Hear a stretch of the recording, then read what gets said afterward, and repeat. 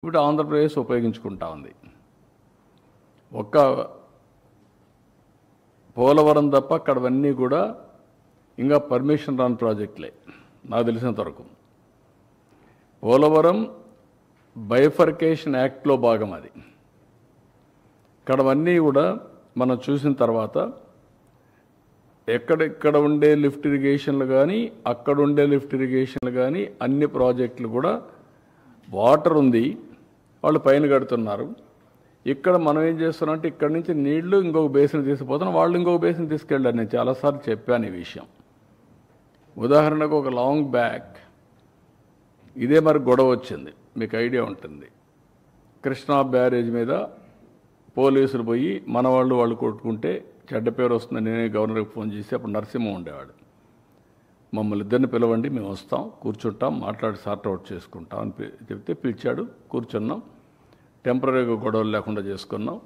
ఆ తర్వాత ఢిల్లీలో ఉమాభారతి ఉండేది మంత్రి, అప్పుడు పోయి కూర్చొని మాట్లాడినప్పుడు మేము ఏమనుకున్నామంటే గోదావరి నీళ్ళు ఉన్నాయి, మీరు తీసుకుంటున్నారు, మేము తీసుకుంటున్నాం, అది ఎవరికి నష్టం లేదు. ఇంకొక పక్క కృష్ణాలో నీళ్లు ఉన్నాయి, తక్కువ ఉన్నాయి, దీని మీద మనం కొట్టుకుంటే లాభం లేదు. మీ ఇప్పటి వరకు ప్రాజెక్టుల వారిగా అలొకేషన్ వాళ్ళకు ఇచ్చారు, ఇక్కడ ఇచ్చారు, అది కంటిన్యూ చేద్దాం. కొత్త ట్రిబ్యునల్ ఉంది, ట్రిబ్యునల్ వచ్చిన తర్వాత వాళ్ళు ఏ రిపోర్ట్ ఇస్తే దాన్ని బట్టి దానికి సెపరేటు ఇది ఉంటుంది, అథారిటీ డిసైడ్ చేస్తారని చెప్పాను. దాని ప్రకారమే ఇప్పుడు ఎన్ బ్లాక్గా తీసుకుంటున్నాం. ఆంధ్రాకు వచ్చే వాటర్ మనం తీసుకుంటున్నాం, తెలంగాణకు వచ్చే వాటర్ వాళ్ళు తీసుకుంటున్నారు. కంబైన్డ్ ఆంధ్రప్రదేశ్ నేనే చాలా ప్రాజెక్టులు స్టార్ట్ చేశాను, మీరు గుర్తుపెట్టుకోవాలి. ఈరోజు ఏదైతే ఉందో దేవాదులు నేను స్టార్ట్ చేసిన ప్రాజెక్టే, కల్వకుర్తి కృష్ణా పైన నేను స్టార్ట్ చేసిన ప్రాజెక్టే కల్వకుర్తి. ఎస్ఎల్బీసీ సక్సెస్ అయిన తర్వాత కల్వకుర్తి స్టార్ట్ చేశాను. కృష్ణా మోడర్నైజేషన్ చేస్తామని చెప్పి 20 టీఎంసీ సేవింగ్ చూపించి ఆ 20 టీఎంసీ బీమాకి ఇచ్చాం క్లియరెన్స్కి. ఇట్లా ఆ రోజు సమైక్య ఆంధ్రప్రదేశ్ అప్పుడు దేవాదులు నేను చేసినప్పుడు ఈ పక్క పుష్కర, అదే మాదిరిగా ఇంకొక ప్రాజెక్ట్ లిఫ్ట్ ఇరిగేషను తాడిపొడి, ఈ 2 లిఫ్ట్ ఇరిగేషన్ స్టార్ట్ చేశాను.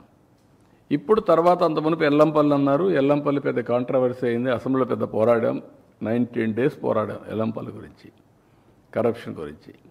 అది అయిన తర్వాత ఇప్పుడు కాళేశ్వరం వచ్చింది. కాళేశ్వరం వచ్చినప్పుడు నేను చెప్పాను, మీరు కట్టుకుంటున్నారు, ఇట్స్ ఓకే, ఎప్పుడు కూడా నేను అబ్జెక్ట్ చేయలేదు. పై నుండి వాటర్ వాడుకుంటే నష్టమా, కింద నుండి వాటర్ వాడుకుంటే నష్టమా అండి? ఇది సముద్రంలో పోయే నీళ్ళు, వేస్ట్ అయ్యి సముద్రంలో పోతుంది. మీరు ఎక్కడ వాడుకుంటున్నారు? పైన నుంచి మీరు ఆ నీళ్లు వాడకపోతే ఎక్కడికి వస్తుంది? వీడికి వస్తుంది. ఎవరన్నా రైజ్ చేస్తే ఆ పాయింట్ రైజ్ చేస్తారు, నేను ఎప్పుడు రైజ్ చేయను.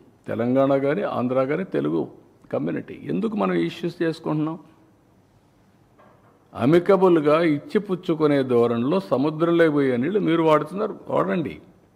దానికి చట్టబద్ధ కావాలంటే గవర్నమెంట్ ఆఫ్ ఇండియాలో కూర్చొని మాట్లాడుకుందాం, అంతేగాని ఇష్యూ చేయడం ఎక్కడ లాజిక్ అంటున్నాను నేను, అది కరెక్ట్ కాదు.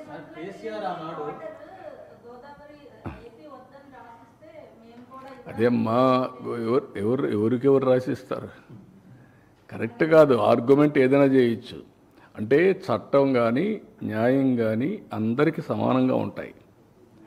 మనం కొట్లాడుకుంటే వచ్చే లాభం. నేను ఎందుకు కొట్లాడలేదు? తెలంగాణ పైన ఎప్పుడైనా గొడవ పడ్డానా? నా థియరీ ఒకటే, గొడవ పడితే ప్రజల్ని మభ్య పెడుతున్నాం మనం. మభ్య పెట్టి మోసం చేయడం లేకుంటే మభ్య పెట్టడం మనకు లాభం లేదు. ఓకే, ఆంధ్రప్రదేశ్ కోసం హైదరాబాద్ డెవలప్ చేశాను నేను, అందరూ యాక్సెప్ట్ చేస్తున్నారు, బైఫర్కేషన్ అయ్యింది, తెలంగాణకి వెళ్ళింది. ఇప్పుడు ఇంకా నేను గొడవ పెట్టుకుందానికి వచ్చేటేంటి? కాబట్టి వాళ్ళే బాగుపడుతున్నారు. నా ఒక రాజకీయ నాయకుడిగా నేను చాలాసార్లు చెప్పాను, నాకు ఒక తృప్తి. ఏం తృప్తి? నేను క్రియేట్ చేసిన ఎకో సిస్టమ్ బాగా పనిచేసి సంపద సృష్టించి తెలుగు జాతి బాగుపడతా ఉంది. హైదరాబాద్ వల్ల 75% తెలంగాణకు ఆదాయం వస్తుంది, 75% ఇన్కమ్, 67% సర్వీస్ సెక్టర్, నాలెడ్జ్ ఎకానమీలో. ఎట్లొచ్చింది? ఆ రోజు చేసిన ఫౌండేషన్ 25 ఏళ్ళలో వచ్చింది. Highest per capita income in the country Telangana. Even today. అదే మరి జిఎస్టిపిలో highest contribution GST Telangana. Why? That is the economy I visualized, I created. ఈరోజు ఎప్పుడు కూడా నేను ఈ మాట మాట్లాడానా? కాదు. వాళ్ళు ఎంజాయ్ చేస్తున్నారు. I'm very happy. ఒక రాజకీయ నాయకుడు ఏం కోరుకుంటాం? మన వల్ల లాభం పొందాలి, మనం చేసిన పని వల్ల ఫలితాలు వస్తే అది ఒక సాటిస్ఫాక్షన్. ఇక్కడ అమరావతి ఒకప్పుడు చెప్పేవాడు, నేను హైదరాబాద్ కట్టినప్పుడు నేను నాకు ఉద్యోగం కోసం కట్టానా? ఇక్కడ అమరావతి కట్టాం. కడితే నాకు ఉద్యోగం కోసం కడుతున్నావా? రేపు తరాలకి, భావి తరాలకి, భవిష్యత్తు కోసం.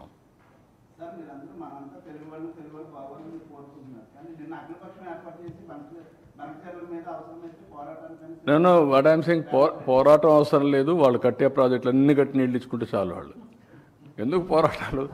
దేనికోసం పోరాటం? మీరు కట్టండి, ప్రాజెక్టులు కట్టి నీళ్ళు తీసుకోండి. ఎవరో తిన్నారు? గోదావరి నీళ్ళు ఉన్నాయి, మీరు వాడుకోండి, ఇక్కడ వాడుకుంటారు. కృష్ణాలో ట్రిబ్యునల్ ఉంది, ఆ మాట నేను చెప్పాను. రేపు పోతాం, ఢిల్లీలో కూర్చుంటాం, మాట్లాడుకుంటాం. వాళ్ళు నేను అబ్జెక్ట్ చేస్తే కదా నువ్వు కట్టుకోవద్దని. సార్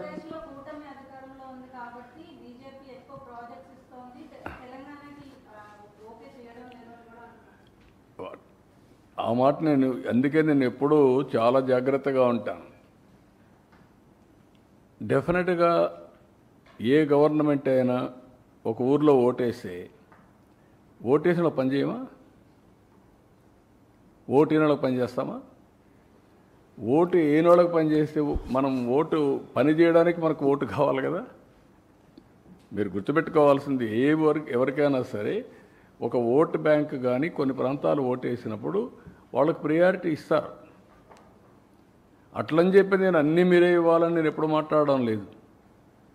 చాలామంది తెలియకుండా మాట్లాడుతున్నారు, మనం సపోర్ట్ చేస్తున్నాం కదా, డిమాండ్ చేయాలి. నో, అది కరెక్ట్ అప్రోచ్ కాదు. సార్ పదవుల కోసం కానీ ఇంకొకటి కానీ ఎప్పుడు చేయను. నేనేం చేస్తున్నానంటే మనం కష్టపడదాం, కేంద్రం నుంచి కూడా సహకారం తీసుకుంటాం. మేము ప్రామిస్ చేసిందే డబుల్ ఇంజన్ సర్కార్. What do you mean by that? కేంద్రంలో రాష్ట్రంలో రెండు ప్రభుత్వాలు ఉంటే అభివృద్ధి సుజావుగా జరుగుతుంది, పవర్ఫుల్గా జరుగుతుంది కదా పెట్టాం. అదే చేస్తున్నాం మేడం, కాదా?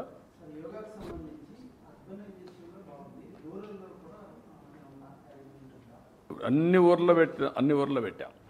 It is continuing all villages. Sir బనకచర్లపై అంటే బీజేపీ మీతో భాగస్వామ్యంగా ఉంది సార్. అక్కడ తెలంగాణలోనేమో వ్యతిరేకంగా మాట్లాడుతున్నారు. వ్యతిరేకంగా మాట్లాడలేదు వాళ్ళు కూడా. వాళ్ళని ఏమంటే ఎవరికి అన్యాయం జరగకుండా చేద్దామన్నారు. దాంట్లో నేను కూడా దగ్గర మాట్లాడుతున్నా, నేను వ్యతిరేకంగా మాట్లాడుతున్నాను. ఇప్పుడు సార్ మీరు ఎన్డీఏలో మీరే అంటున్నారు, మీరు వాళ్ళు మాట్లాడడం కూడా మీరు మాట్లాడడం లేదు ఏంటి అంటున్నారు. లాభం ఏంటి? ఎవరికి లాభం? మనం తిట్టుకుంటే కొంతమంది రాజకీయ నాయకులకి ఇదే కావాలనుకుంటున్నారు. వాళ్ళకేంటంటే పబ్బం గడుపుకోవడానికి. అది ఎవరికి కావాలంటున్నా? అందరం కలిసి రాష్ట్రాన్ని పోటీపడి డెవలప్ చేద్దాం. తెలంగాణ నెంబర్ 1లో ఉండాలా, ఆంధ్ర నెంబర్ 1లో ఉండాలా. రేపు 20 ఏళ్ళ తర్వాత కూడా ప్రపంచంలో తెలుగు కమ్యూనిటీ నెంబర్ 1గా ఉండాలా. దానికోసం పనిచేయండి. I will very happy. What all ఇచ్చిపుచ్చుకునే దూరం నుండి ఇచ్చిపుచ్చుకుందాం.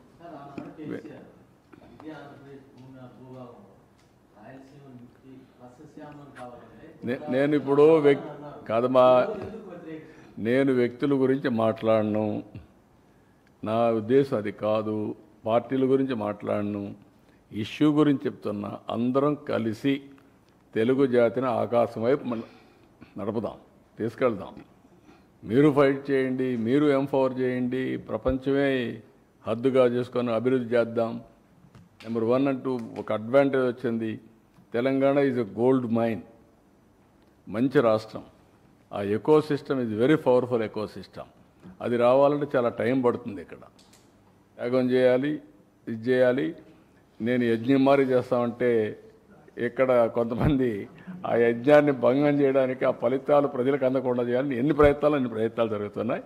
అది కరెక్ట్ కాదు. సార్ మీరు ఎన్డీఏలో భాగస్వామిగా ఉన్న బనకచర్లకు సంబంధించి అనుమతులు రావడం మాయేనని నిన్న తెలంగాణ ముఖ్యమంత్రి రేవంత్ రెడ్డి వ్యాఖ్యానించారు. నీకు కావాల్సింది మసాలా,